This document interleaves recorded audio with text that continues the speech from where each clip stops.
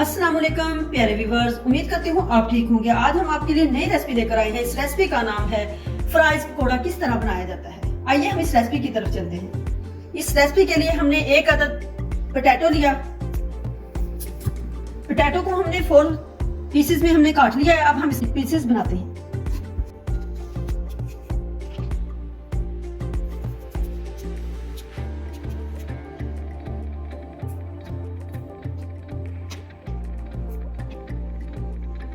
हमने पोटैटो के बारीक स्लाइस नहीं काटने, इसलिए कि हमने पकोड़ा फ्राइज बनाने हैं, इसलिए हमने मोटे पीसेस में काटे।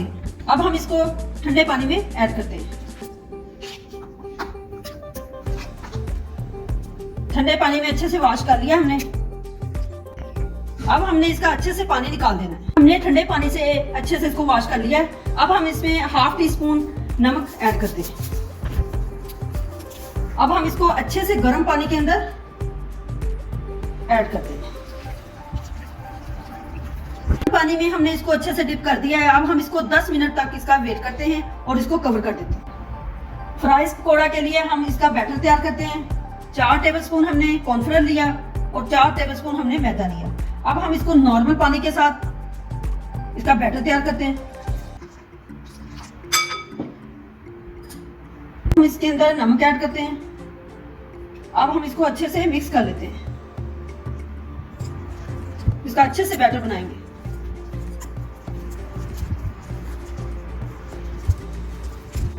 अब हम इसका बैटर अच्छे से तैयार करते हैं।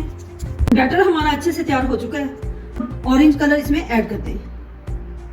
अब हमने ऑरेंज फूड कलर इसमें ऐड कर दिया है। अब हम इसमें ½ टीस्पून ग्रीन चिली, जो कि बारीक बारीक कटी हुई है, इसमें ऐड करते हैं। 1 टेबलस्पून सब्ज धनिया। अब हम इसको अच्छे से मिक्स कर लेते हैं।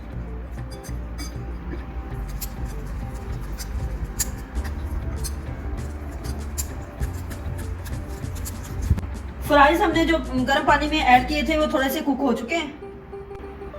अब हम ये फ्राइज बैटर के अंदर ऐड करते हैं।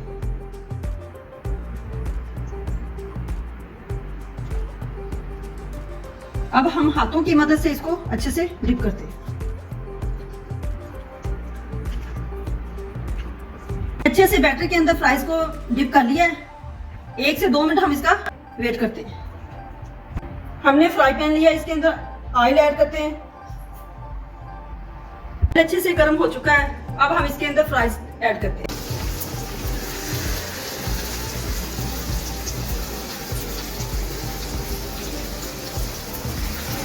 ऐड कर दिया। थोड़ा सा हम इसका वेट करते हैं। पकौड़ा तैयार हो चुका है। अब हम इसको सर्व करते हैं। फ्राइज पकौड़ा हमारा तैयार हो चुका है। अब हम इसके ऊपर चाट मसाला ऐड करते हैं।